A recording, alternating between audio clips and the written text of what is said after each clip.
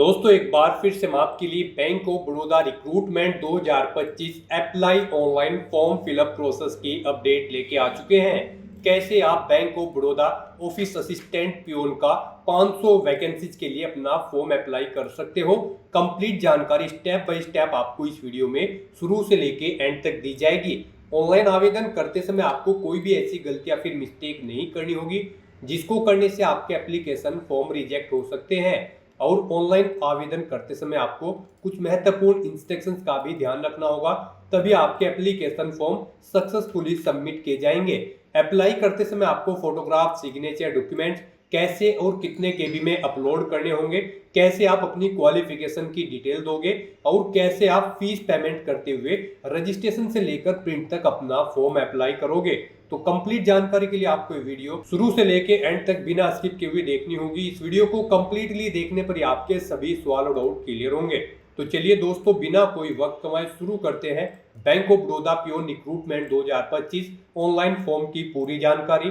Form भरने से पहले आपको हमारी वेबसाइट IND सरकारी नौकरी के पेज पर विजिट करना होगा, जिसका लिंक आपको नीचे description plus first comment box में मिल जाएगा।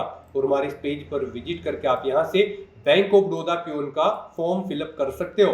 बैंक ऑफ बड़ौदा की ओर से ऑफिस असिस्टेंट पियोन के लिए 500 वैकेंसीज निकाली गई है, जिसके लिए आवेदन करने की अंतिम तिथि 23 मई 2025 है। 23 मई तक आप अपना फॉर्म अप्लाई कर सकते हो। 19,500 से 37,815 सैलरी है। 10वीं पास कैंडिडेट अप्लाई कर सकते हैं। 18 से 26 वर्ष आयु सीमा है। जनरल OBC WS के लिए 600 रुपये फीस है।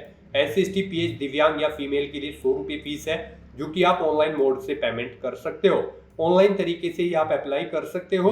Online exam, group discussion, document verification, test of local language के आधार पे सिलेक्शन किया जाएगा। ऑल इंडिया से अप्लाई कर सकते हो। बैंक ऑफ बड़ौदा.in पोर्टल से आप अप्लाई कर सकते हो। इंपोर्टेंट लिंक सेक्शन के अंतर्गत ऑफिशियल नोटिफिकेशन PDF लिंक पर आप जैसे ही क्लिक करोगे तो इसकी ऑफिशियल नोटिफिकेशन की PDF ओपन हो जाएगी।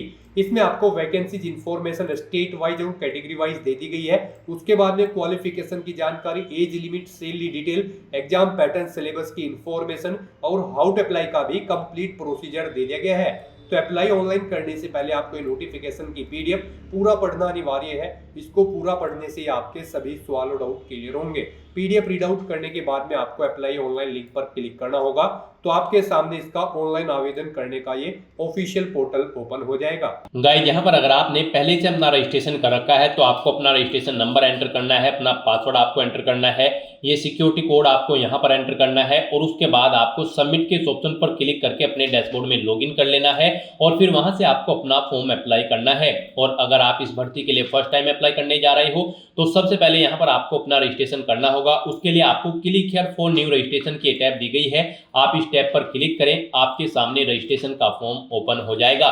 यहाँ पर आपको अपनी बेसिक डिटेल्स प्रोवाइड कराते हुए अपना रजिस्ट्रेशन कर लेना है। सबसे पहले यहाँ पर आपको अपना फर्स्ट नेम देना है, उसके बाद आपको अपना फर्स्ट नेम एक बार फिर से एंटर करके उसे कंफर्म कर लेना है। उसके बाद आप अपना मिडिल नेम दे, लास्ट नेम यहाँ पर एंटर करें और इन्हें भी 2 बार एंटर करके आप कंफर्म कर ले। नहीं है आपका मिडिल नेम, लास्ट नेम, तो आप इन कॉलम्स को खाली छोड़ दें। उसके बाद यहाँ पर आपको अपना मोबाइल नंबर एंटर करना है, वही मोबाइल नंबर एक बार फिर से एंटर करके उसे कंफर्म कर लेना है। कोई अल्टरनेट मोबाइल नंबर है तो वो आप एंटर कर दे, नहीं है तो आप इस कॉलम को खाली छोड़ दें। उसके बाद गाइस, यहाँ पर आपको अपनी ईमेल ID के शुरू के कैरेक्टर एंटर करने हैं और फिर आपको यहाँ पर डोमेन नेम इधर से सिलेक्ट कर लेना है। उसके बाद आपको यहाँ पर अपनी कंप्लीट ईमेल ID टाइप करनी है, ये कैप्चा कोड आपको यहाँ पर एंटर करना है और फिर आपको यहाँ पर सेव एंड नेक्स्ट के इस ऑप्शन पर क्लिक कर देना है। नेक्स्ट आपके सामने कुछ इस तरह से इंटरफेस ओपन होगा। यहाँ पर आपको एक रजिस्ट्रेशन नंबर और पासवर्ड प्रोवाइड कर दिया गया है।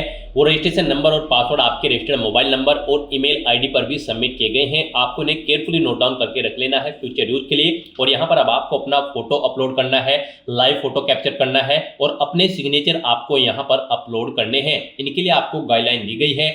आप यहाँ पर guideline for scanning the photograph and signature के इस लिंक पर क्लिक करें, आपके सामने ये PDF ओपन होगी। यहाँ पर आपका जो फोटो होगा वो 4.5 सेंटीमीटर इंटू 3.5 सेंटीमीटर में होना चाहिए और उसका साइज 20 KB से 50 KB के बीच में होना चाहिए। सिग्नेचर भी आपके 10 KB से 20 KB के बीच में होने चाहिए। डायमेंशन आपके सिग्नेचर की 140x60 पिक्सल में होनी चाहिए और ये डॉक्यूमेंट आपके JPG या फिर JPEG फॉर्मेट में होने चाहिए। तो यहाँ पर आपको चूज फाइल बटन पर क्लिक करना है, फाइल को सिलेक्ट करना है और अपना रिसेंट पासपोर्ट साइज फोटो यहाँ पर आपको अपलोड कर देना है। फिर आपको अपना फोटो कैप्चर करना है। यहाँ पर आप कैप्चर फोटो के ऑप्शन पर क्लिक करें और अपने वेब कैमरा या फिर मोबाइल फोन से अपना लाइव फोटो कैप्चर करके उसे यहाँ पर आप सेव कर दें। और गाइस यहाँ पर आप अपना फोटो स्कैन करके भी यहाँ पर कैप्चर कर सकते हो। आपको यहाँ पर क्लिक हियर टू स्कैन के ऑप्शन पर क्लिक करना है। ये बार कोड आपको शो होगा, आप इसे अपने मोबाइल से या फिर किसी और अन्य ऐप से स्कैन करें और अपना फोटो यहाँ पर लाइव कैप्चर कर दें। उसके बाद यहाँ पर आपको अपने सिग्नेचर अपलोड करने हैं। सिग्नेचर के लिए भी आपको यहाँ पर चूज फाइल के ऑप्शन पर क्लिक करना है, फाइल को सिलेक्ट करना है और अपना सिग्नेचर आपको यहाँ पर अपलोड कर देना है। और उसके बाद आपको गाइस यहाँ पर इन चेकबॉक्सेस को ओके करना है और फिर आपको यहाँ पर नेक्स्ट के इस ऑप्शन पर क्लिक कर देना है। नेक्स्ट आपके सामने कुछ इस तरह से इंटरफेस ओपन होगा। अब यहाँ पर आपको अपनी बेसिक डिटेल प्रोवाइड करनी है। सबसे पहले यहाँ पर आपको स्टेट सिलेक्ट करना है, जिस स्टेट के लिए आप अप्लाई करना चाहते हैं। यहाँ पर आप जिस भी स्टेट के लिए अप्लाई करना चाहते हैं चेकआउट कर सकते हो, कौन से स्टेट में कितनी नंबर ऑफ वैकेंसीज निकली है। इंडिया के सभी स्टेट में ये भर्ती है।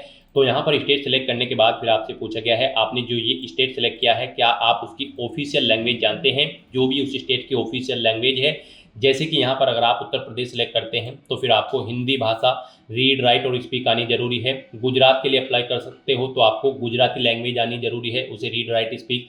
तमिलनाडु के लिए अप्लाई करते हो तो आपको तमिल लैंग्वेज आनी जरूरी है। तो यहाँ पर आपको स्टेट के अकॉर्डिंग उसकी ऑफिशियल लैंग्वेज सेलेक्ट कर लेनी है। फिर आपको अपनी कैटेगरी यहाँ पर सेलेक्ट करनी है। उसके बाद गाइस यहाँ पर आपसे पूछा गया है कि क्या आप PWBD कैंडिडेट हैं और आपकी डिसेबिलिटी की परसेंटेज 40% से अबव है। अगर है तो आप यस करेंगे, डिसेबिलिटी का टाइप सेलेक्ट करेंगे और फिर यहाँ पर आप अपनी सब डिसेबिलिटी है तो फिर यहाँ पर आप सब डिसेबिलिटी सेलेक्ट करेंगे और फिर यहाँ पर आप सब टाइप ऑफ मल्टीपल डिसेबिलिटी है तो यहाँ पर आप सेलेक्ट करेंगे। और अगर आप PWBD कैंडिडेट नहीं है तो यहाँ पर आपको नो ऑप्शन सेलेक्ट करना है। ये आगे की डिटेल आपको नहीं देनी होगी। उसके बाद यहाँ पर आपको इस पेज को नीचे स्क्रॉल डाउन करना है।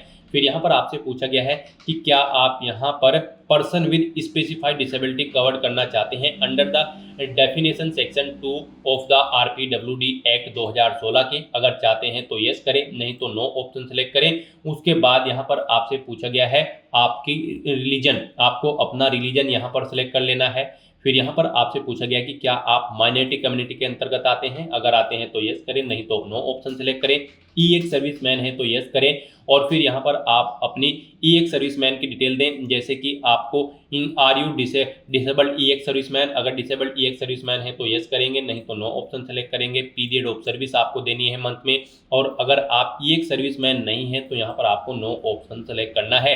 फिर यहाँ पर आपसे पूछा गया है कि क्या आप किल्ड एक्शन के सर्विसमैन हैं। अगर हैं तो आप यस करें, नहीं तो नो ऑप्शन सेलेक्ट करें। उसके बाद यहाँ पर आपसे पूछा गया है कि क्या आप यहाँ पर एज में रिलैक्सेशन चाहते हैं। अगर आप विडो है या फिर डाइवोर्स वुमेन है, अगर चाहते हैं तो यस करें, नहीं तो नो ऑप्शन सेलेक्ट करें। फिर यहाँ पर आपको अपनी नेशनलिटी सेलेक्ट कर लेनी है। फिर यहाँ पर आपको अपना एग्जामिनेशन सेंटर सेलेक्ट करना है। आप अपनी चॉइस के अकॉर्डिंग यहाँ पर कोई भी अपना एग्जामिनेशन सेंटर सेलेक्ट करें। उसके बाद यहाँ पर आपसे पूछा गया है आपका क्वेश्चन पेपर का मीडियम, यहाँ पर एग्जामिनेशन में आप किस लैंग्वेज में चाहते हैं।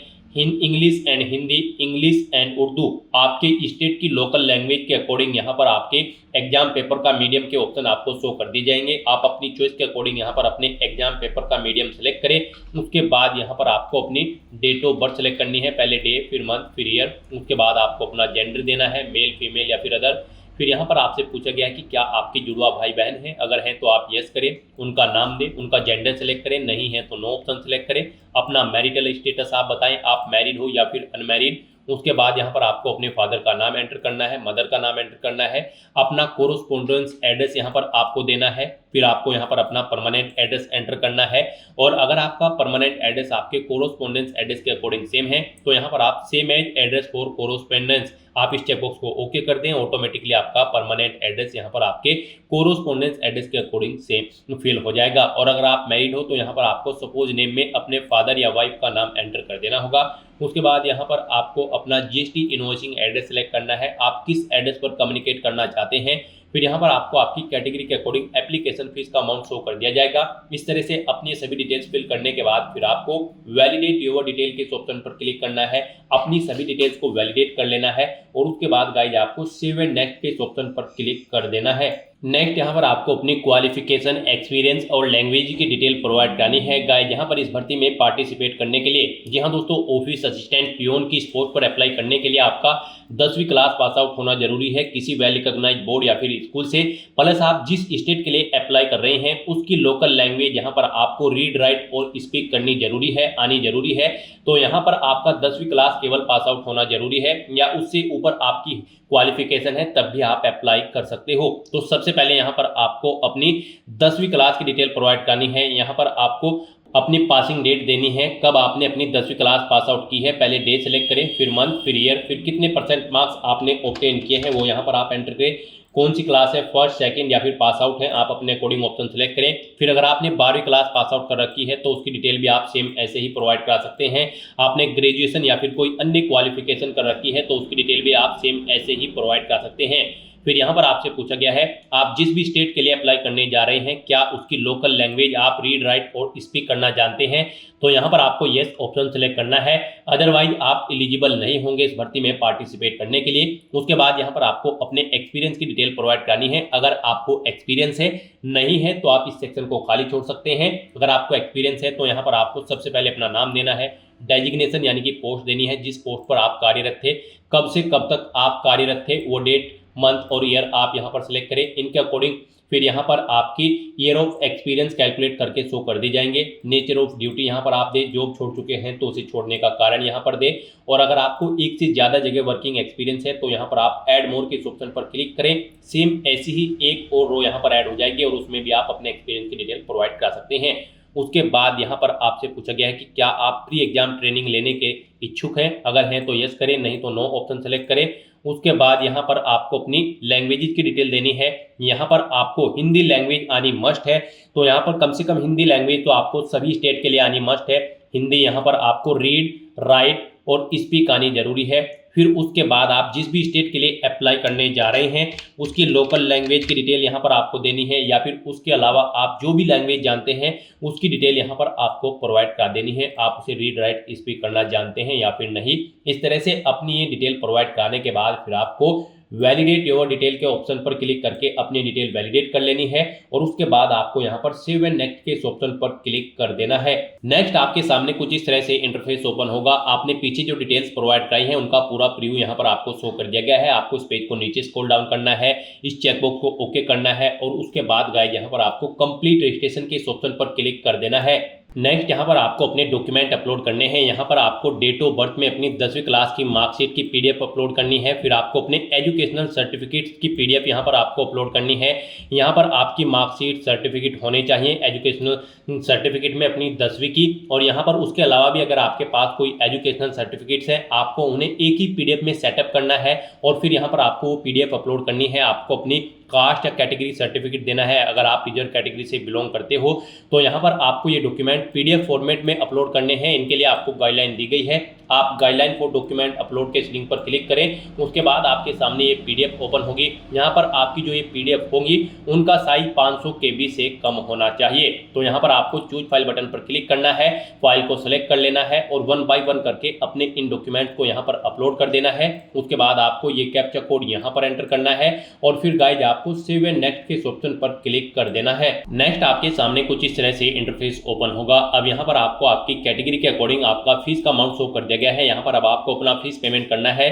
गाइज यहाँ पर जनरल OBC EWS के लिए 600 रुपये फीस है। SC ST PH दिव्यांग और फीमेल कैंडिडेट के लिए मात्र 100 रुपये फीस है जो आपको यहाँ पर जमा करानी होगी, प्लस GST चार्जेस भी हैं। तो यहाँ पर आने के बाद आप अगर चाहते हैं अपने एप्लीकेशन फॉर्म का प्रिंट आउट लेना तो उसके लिए आप एप्लीकेशन प्रिंट के ऑप्शन पर क्लिक करके अपने एप्लीकेशन फॉर्म का एक प्रिंट आउट भी ले सकते हैं। और यहाँ पर बस अब आपको ये कैप्चा कोड इस बॉक्स में एंटर करना है और फिर आपको सबमिट के ऑप्शन पर क्लिक कर देना है। उसके बाद यहाँ पर आपको फीस पेमेंट के इस इंटरफेस पर रिडायरेक्ट कर दिया जाएगा। यहाँ पर आप आप debit card, credit card, net banking, wallet, cash card, QR या फिर यूपीआई के माध्यम से अपना फीस पेमेंट कर सकते हो।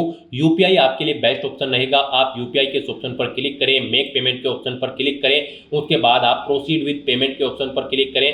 फिर आपके सामने कुछ इस तरह से इंटरफेस ओपन होगा। यहाँ पर अगर आप अपनी यूपीआई आईडी जानते हैं तो उसे यहाँ पर आप एंटर करें और फिर आप मेक पेमेंट के ऑप्शन पर क्लिक करके अपना फीस पेमेंट कर दें। और गाइस, अगर आप यहाँ पर क्यूआर कोड के थ्रू फीस पेमेंट करना चाहते हैं तो फिर आप यहाँ पर क्लिक हियर टू स्कैन के ऑप्शन पर क्लिक करें। ये क्यूआर कोड अपने यूपीआई से स्कैन करें और अपना फीस पेमेंट कर दें। सक्सेसफुली फीस पेमेंट करने के बाद आपका एप्लीकेशन फॉर्म सबमिट हो जाएगा। उसके बाद आप अपने एप्लीकेशन फॉर्म का एक हार्ड कॉपी प्रिंट आउट ले लें फ्यूचर यूज के लिए, फ्यूचर रेफरेंस के लिए।